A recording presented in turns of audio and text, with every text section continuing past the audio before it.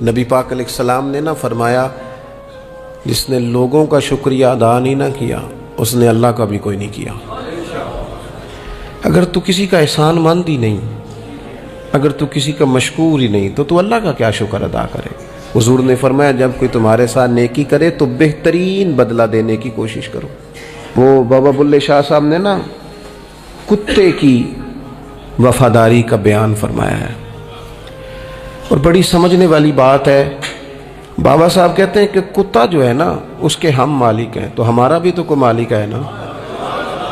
فرماتے ہیں ایک روٹی کتے کو ڈالتے ہیں، دوسری مانگے تو کئی دفعہ لوگ جوتا بھی مار دیتے ہیں، لیکن خود مالک جو ہے کتے کا وہ پنکھے کے نیچے اے سی کے نیچے سویا ہے، اور کتا جا کے صبح کسی درخت کے نیچے سوتا ہے، اور ساری رات مالک سویا ہوا ہے، یہ پہرے داری کر رہا ہے، اور کسی کو بھی اس کے گھر میں آنے نہیں دے رہا۔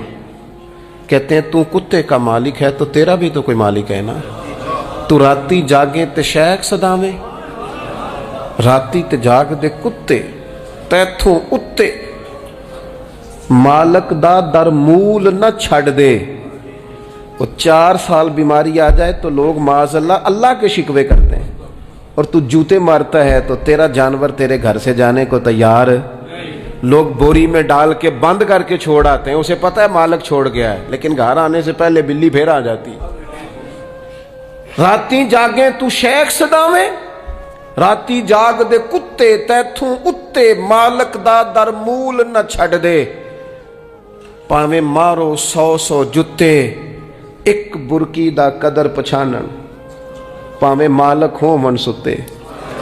اے تیتھوں اتے رکھا سکھا کھا، دنے جا رکھاں وچ ستے۔ تیتھوں اتے اٹھ بلیا، چل یار منا لے، نہیں تے پھر بازی لے گئے نہیں کتے۔ اٹھ بلیا چل یار منا لے، نہیں تے بازی لے گئے۔ جنہاں تناں وچ عشق نہ رچیا، کتے ہونا تھی چنگے۔ اور ویکھو نا مالک دے کر راکھی کر دے، صابر بھوکے ننگے۔ اپنی زندگی میں کچھ مزاج شکر والا۔ نبی پاک علیہ السلام نے فرمایا جو تم سے نیکی کرے اسے اچھا بدلہ دینے کی کوشش کرو، اور حضور فرمانے لگے اگر بدلہ دینے کی طاقت نہ ہو تو پھر اس کے لیے دعا کرو، اور اتنی کرو اتنی کرو اتنی کرو محسن کے لیے دعا کہ تمہیں یوں لگے کہ تم نے حق ادا کر دیا ہے، پھر اس کے لیے دعا کرو، اپنے محسنوں کا شکریہ۔ اور یارو میرے نبی پر کوئی احسان نہیں کر سکتا، لیکن میرے رسول پاک صلی اللہ علیہ وسلم سے جس نے تھوڑی سی بھی محبت کی نا، مدینے والے لینے گئے میرے نبی پاک کو ہجرت سے پہلے، تو حضور کے چچا حضرت عباس رضی اللہ تعالیٰ عنہ حالانکہ ابھی کلمہ نہیں پڑھتے تھے، وہ کہنے لگے او مدینے سے لینے آنے والوں، نبی پاک یہاں بڑے معزز ہیں، ان کا بڑا اعزاز ہے، اگر تم محبوب کی حفاظت کر سکتے ہو تو پھر لے کے جانا۔ تو اہل مدینہ نے کہا کہ آپ ایک دفعہ بھیجیں تو صحیح، ہم تو اپنے اہل خانہ سے بڑھ کر حفاظت کریں گے۔ یہ باتیں ہو رہی ہیں، ایک انصاری تھے حضرت ابو الحیثم، اٹھ کے نا حضور کے قریب گئے، کہنے لگے یا رسول اللہ ایک بات کر لوں؟ حضور نے فرمایا کر لو۔ عرض کی حضور ہمارے جن سے بھی تعلقات ہیں ہم سب سے بگاڑ دیں گے، حضور ہم صرف اور صرف آپ کی غلامی کریں گے، لیکن ایک ہلکا سا ڈر ہے، اگر اجازت ہو تو عرض کر لوں؟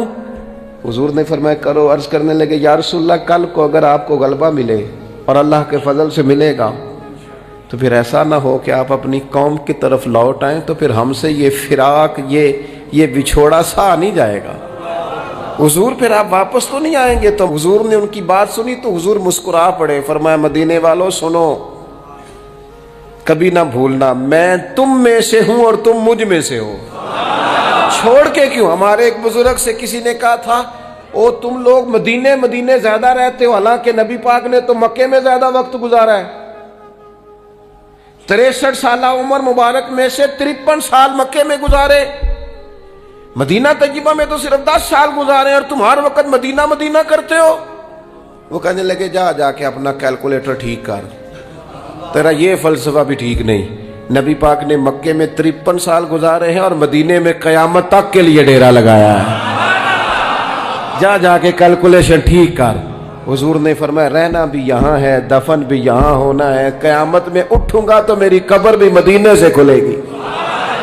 مدینے والوں نے نا ایک دفعہ پھر ایک موقع آیا، مکہ فتح ہو گیا، تو فتح مکہ کے بعد نا ایک جنگ تھی، اس جنگ میں نا کچھ مال غنیمت آیا، تو نبی پاک علیہ السلام نے وہ مال غنیمت، یہ ایک مؤلفۃ القلوب قرآن پاک کی اصطلاح ہے، تالیف قلب کے لیے مال دینا۔ تو مکے کے لوگ مسلمان زیادہ ہوئے تھے، نئے ہوئے تھے، حضور نے مال زیادہ دیا، صحیح حدیث میں موجود ہے، زیادہ مال ذرا محبوب نے ان لوگوں کو دیا۔ تو ایک دو نوجوان انصار مدینہ میں سے کہنے لگے ابھی تو ہماری تلواروں سے اہل قریش کا خون ٹپک رہا ہے اور مال انہیں زیادہ مل گیا۔ تو حضور نے ایک خیمے میں اہل مدینہ کو جمع فرمایا تم نے یہ بات کی ہے؟ سچ بولنے والے لوگ تھے، عرض کی حضور ایک دو جوانوں کے منہ سے نکلی ہے۔ تو نبی پاک علیہ السلام نے فرمایا تم یہ کہہ سکتے ہو کہ یا رسول اللہ ان لوگوں نے تو آپ کو تکلیف دی تھی، ہم نے غلامی کی تھی، تم اگر کہو تو تم سچے ہو اس بات میں کہ یا رسول اللہ انہوں نے تو آپ کو نکلنے پہ مجبور کیا، ہم تھے جنہوں نے بازو کھول کے کہو تم یہ بات۔ تڑپ گئے اہل مدینہ، عرض کی حضور نہیں، ہم تو اندھیروں میں تھے، آپ کی برکت سے اللہ نے ہدایت کا نور عطا کیا۔ یا رسول اللہ صلی اللہ تعالی علیہ وسلم آپ کے ذریعے اللہ نے ہمیں اپنی پہچان عطا کی، قرآن عطا فرمایا، یہ ساری نعمتیں آپ کے صدقے ملی۔ پتہ حضور نے اہل مدینہ کی وفاؤں کا کس طرح ذکر فرمایا مدینے والوں اگر ہجرت کا موقع نہ ہوتا، رب نے ہجرت نہ رکھی ہوتی تو میں تو انصار مدینہ میں سے ہوتا۔ اور حضور فرمانے لگے اگر لوگ چلیں مختلف وادیوں میں تو مدینے والوں جس وادی میں تم چلو گے میں بھی اسی وادی میں چلوں گا۔ اور حضور نے فرمایا میرے مدینے والوں سے، انصار مدینہ سے صرف مومن ہی محبت کرے گا، اور ان سے جو بغض رکھے گا وہ منافق ہوگا، کیونکہ ان کی وفاؤں کا صلہ ہے کہ رسول پاک نے انہیں عزتیں عطا فرمائی۔ تھوڑا سا اپنی زندگی میں احسان مندی کا مزاج، ہمارے ہاں نا خود غرضی کو باقاعدہ رواج دیا گیا، اور بڑے بڑے غلط جملے جو اخلاقاً اپنی زبان سے ادا بھی نہیں کیے جا سکتے، میں تو جی کام نکالنے کے لیے کسی کو بھی باپ بنا لیتا، معاذ اللہ، مسلمان تو اس طرح کی بات نہیں کر سکتا۔ یہ خود غرضی، یہ لالچ، یہ وقتی طور پر کسی شخص کو استعمال کرنا، ٹیشو پیپر بنانا، یہ اہل ایمان کا تو طریقہ ہی نہیں۔ وہ تو یاد رکھتے ہیں ہر ایک کا احسان، وہ تو کسی نے محبت کی ہو تو اس کا خیال رکھتے ہیں، وہ تو ان چیزوں کو حضرت جعفر طیار نے کہاں شہادت دی تھی جنگ موتا میں، اور حق تھا اہل ایمان کا کہ وہ شہادت پیش کرتے، لیکن دین کے لیے گئے نا، حضور علیہ الصلوۃ والسلام کے فرمان پر گئے تو محبوب نے ان چیزوں کو یاد رکھا۔ جب ان کی شہادت کی خبر آئی تو حضور خود حضرت جعفر طیار کے گھر گئے، ان کے بچوں کو سینے سے لگایا، 3 دن تک حضور کے گھر سے کھانا پک کے آتا رہا۔ اور حضرت جعفر طیار کے بیٹے کہتے ہیں میرے لیے نبی پاک نے دعا کی تھی برکت کی، تو فرماتے ہیں زندگی میں کوئی ایسا سودا مجھے ملا ہی نہیں جس میں اللہ نے ڈھیروں نفع نہ عطا فرمایا ہو۔ لیکن ان کی اہلیہ حضرت جعفر طیار کی گھر والی رو پڑی، عرض کی یا رسول اللہ صلی اللہ تعالی علیہ وسلم اب میرے بچوں کا کیا بنے گا؟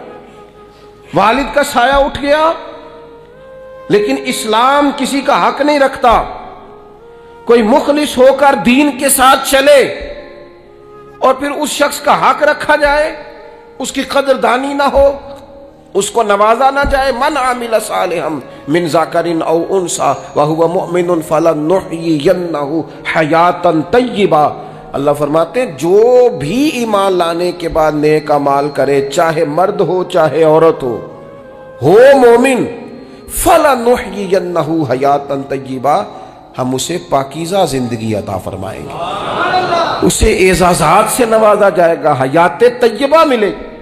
حضرت جعفر طیار رضی اللہ تعالیٰ عنہ کی اہلیہ اور میرے بچوں کا کیا بنے گا؟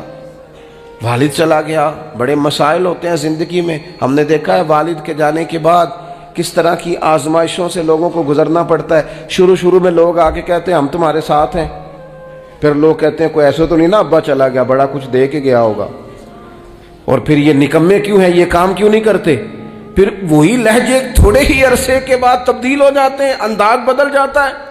لیکن جناب جعفر طیار کی اہلیہ جب رو رہی تھیں، آنسو بہا رہی تھیں، تو میرے محبوب نے بھی ایک وعدہ کیا۔ حضور نے کہا اگر ان کے باپ نے دین کے ساتھ نیکی کی ہے، خدمات پیش کی ہیں، تو پھر اسلام کسی کا حق تھوڑی رکھتا ہے۔ نبی کریم صلی اللہ تعالی علیہ وآلہ وسلم نے فرمایا تو پریشان نہ ہو، انا ولیہم فی الدنیا والآخرہ، فرمایا میں دنیا میں بھی ان کا وارث بنوں گا، میں قیامت میں بھی ان کا وارث بنوں گا، میں والی ہوں، میں سرپرست ہوں ان کا دنیا اور آخرت میں۔ میرے دوستو، اپنے مزاجوں میں تھوڑا سا نہ پلٹ کے دیکھا جائے، محسنین پر غور کیا جائے۔ کتنے لوگ تھے انہوں نے ہمیں سہارا دیا، کتنے لوگ تھے زندگی کے موڑ پر کس طرح کر کے انہوں نے ہمارے ساتھ شفقتیں کی۔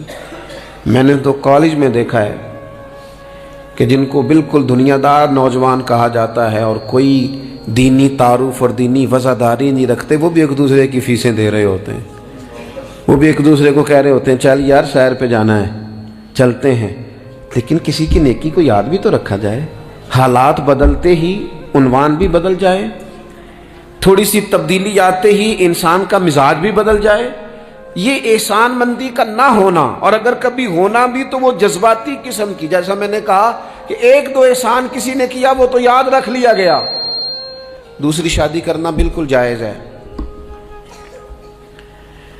کوئی اس میں دو رائے نہیں، اگر کوئی حق ادا کر سکتا تو کرے، لیکن نبی پاک علیہ السلام نے سیدہ خدیجہ الکبریٰ کی موجودگی میں دوسرا نکاح نہیں کیا۔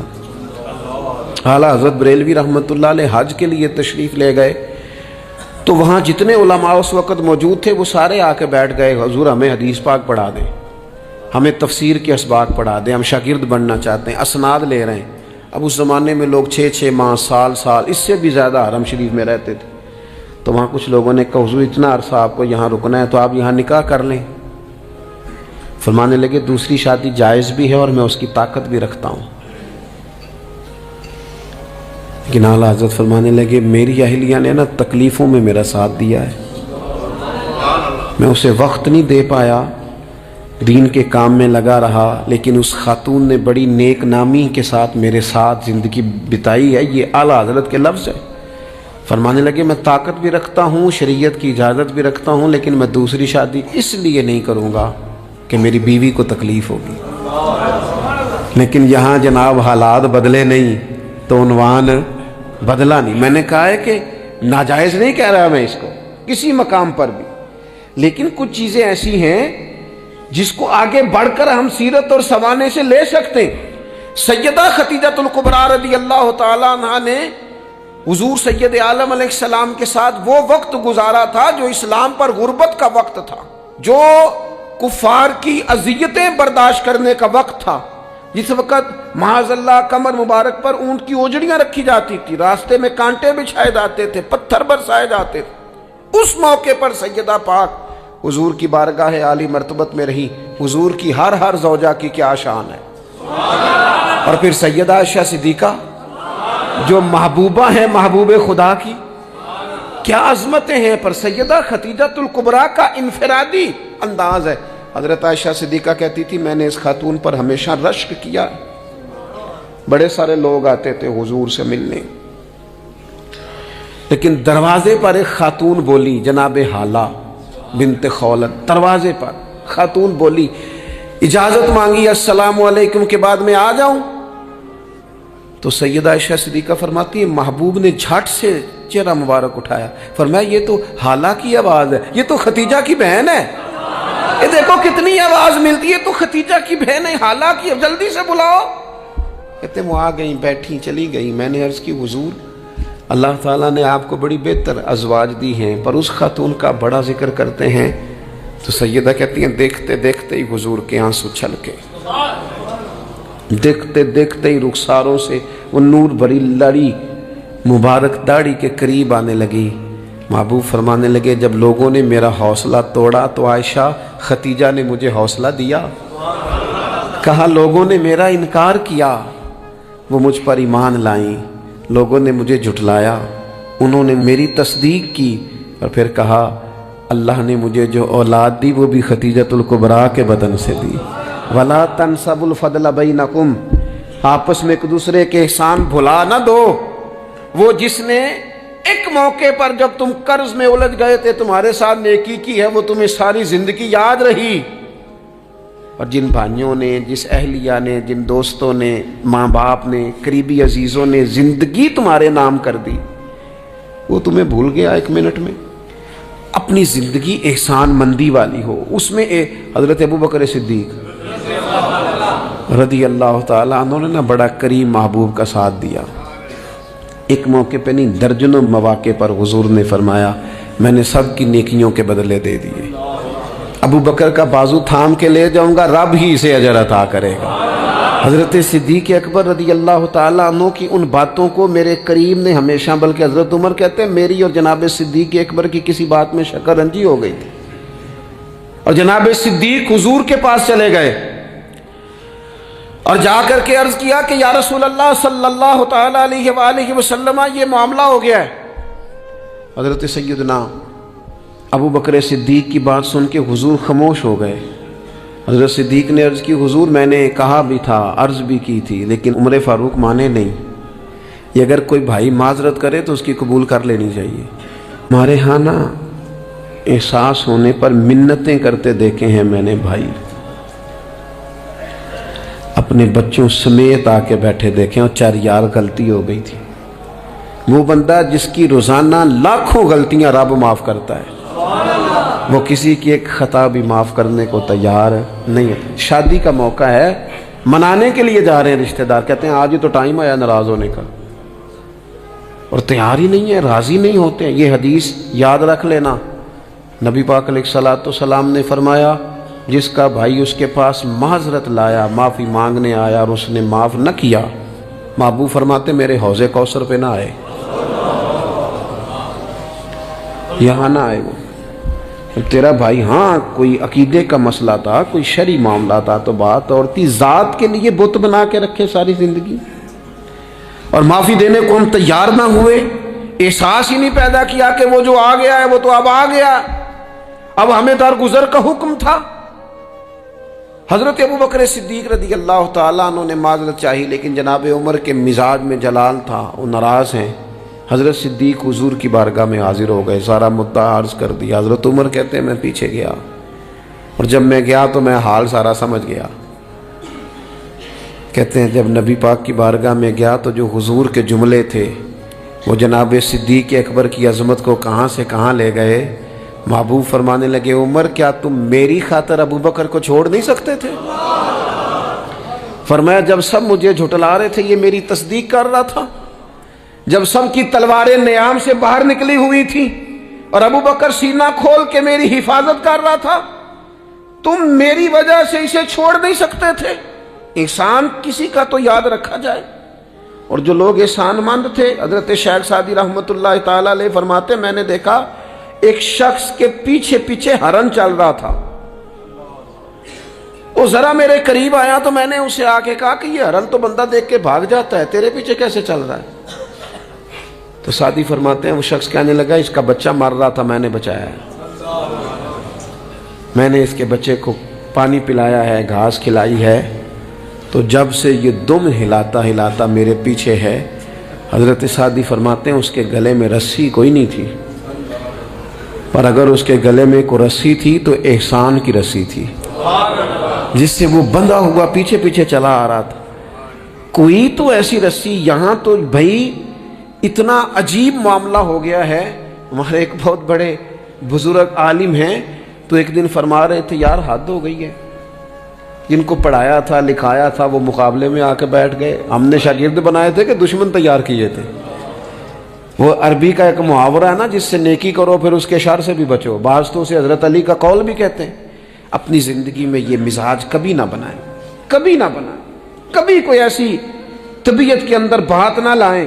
لوگ مختلف لوگوں کے بارے میں نام لے کے ٹھٹھا کرتے ہیں معاذ اللہ اور بڑی بڑی باتیں سناتے ہیں. ایک خان صاحب سے میری ملاقات ہوئی کچھ عرصہ پہلے، تو ایک انتہائی غریب آدمی کے گھر میں نے انہیں ڈیوٹی کرتے دیکھا. تو میں نے کہا آپ یہاں ڈیوٹی کرتے ہیں؟ کہنے لگے یہ ہمارے صاحب بڑے امیر ہوتے تھے، غریب ہو گئے، سب چھوڑ گئے، حالات کا تغیر بدلا. تو میں نے کہا آپ کو آپ کیوں نہیں چھوڑ کے گئے؟ کہنے لگے کیا کروں، مجبوری ہے، نمک خار ہوں، ان کے گھر کا نمک کھایا ہے، اب حالات کے تغیر اصلہ نال جے نیکی کریے، وہ نسلاں تاک نہیں بھول دے۔ تو وہ میرے دوست کہنے لگے میں نے اسے 20 دفعہ کہا ہے کہ تو چلا جا، سب چلے گئے اور میرے پاس گنجائش بھی نہیں، لیکن یہ کہتا ہے یہیں روٹی کھائی ہے، جب راج کے ملتی تھی تب بھی کھاتے تھے، اب ایک ملتی آدھی آدھی کھائیں گے، رہنا یہیں پہ ہے۔ احسان مندی کا مزاج، اور بالخصوص اپنے قریبیوں کے بارے میں، اپنے اہل خاندان میں سے قریبیوں کے بارے میں احسان مندی کا مزاج بنائیں۔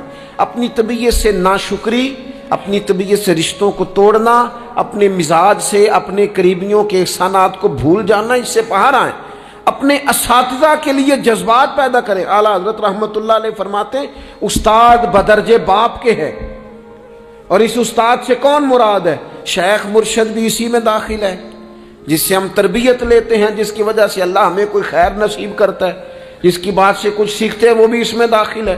فرماتے ہیں ان کا حق ہے، اور جو حق والے تھے انہوں نے حق اس طرح سمجھا کہ حضرت مولا علی شیر خدا فرماتے ہیں میرا استاد اگر چاہے تو مدینے کے چوک میں کھڑا کر کے مجھے بیچ دے، میں بک جاؤں گا، لیکن اس کے حق سے میں اب پیچھے نہیں ہٹوں گا۔ 17 رمضان المبارک کو جنگ بدر ہوئی۔ نبی پاک علیہ السلام نے فرمایا رب کریم نے بدریوں سے وعدہ کر لیا ہے، جو جو بدر میں شریک ہوئے اللہ نے وعدہ کر لیا ہے رب سب کو جنت عطا فرمائے گا۔ اہل بدر میں سے کوئی شخص آتا نا تو صحابہ اٹھ کے اس کا استقبال کرتے۔ بدر کے لوگوں کو لوگوں نے جب کہا نا شہدائے بدر اور شہدائے احد کو فلاں فوت ہو گیا، فلاں مر گیا، تو اللہ نے کہا وَلَا تَقُولُوا لِمَن يُقْتَلُ فِي سَبِيلِ اللَّهِ أَمْوَاتٌ، خبردار تم نے مردہ کہنا بھی نہیں، جائے میرے رستے میں اور پھر اسے مردہ کہا جائے، بل احیاء، بلکہ وہ زندہ ہیں، وہ زندہ ہیں۔ تم شعور نہیں رکھتے ان کی زندگی کا تو تم نے مردہ کہہ دیا، وہ تو زندہ ہے۔ میرے دوست جتنے بھی لوگ اسلام میں، حضرت عمر فاروق کہتے ہیں میں حضرت صدیق اکبر کے پاس بیٹھا تھا تو ایک خاتون آ گئی دربار خلافت میں کسی کام سے، تو حضرت سیدنا ابو بکر صدیق نے اپنے کندھوں سے چادر اتاری، اس چادر کو زمین پہ بچھایا، اس بیٹی کو، اس خاتون کو اپنی چادر پہ بٹھایا۔ تو حضرت سیدنا عمر کہتے ہیں میں نے کہا اللہ نے آپ کو اتنی شانوں سے نوازا ہے، انبیاء کے بعد آپ سب سے افضل ہیں، اور آپ اپنی چادر کس کے لیے بچھا رہے ہیں؟ کون ہے آخر یہ خاتون؟ تو حضرت ابو بکر صدیق فرمانے لگے حضرت سعد بن ربیع رضی اللہ تعالیٰ عنہ نے میدان احد میں حضور کے قدموں میں جان قربان کی تھی۔ میں نے کہا ہاں، کہنے لگے یہ اسی سعد بن ربیع کی بیٹی ہے، یہ آج آئی ہے۔ اور ہمارے ملک میں کیا ہوا؟ کبھی پلٹ کے دیکھنا شہداء کے خاندان کس کیفیت میں، کبھی پلٹ کے دیکھنا سرحدوں پہ جان دینے والوں کے بچوں کی کیفیت کیا ہے۔ کبھی کسی تقریب میں بلا لیا جاتا ہے، 2 جملے کہہ دیے جاتے ہیں۔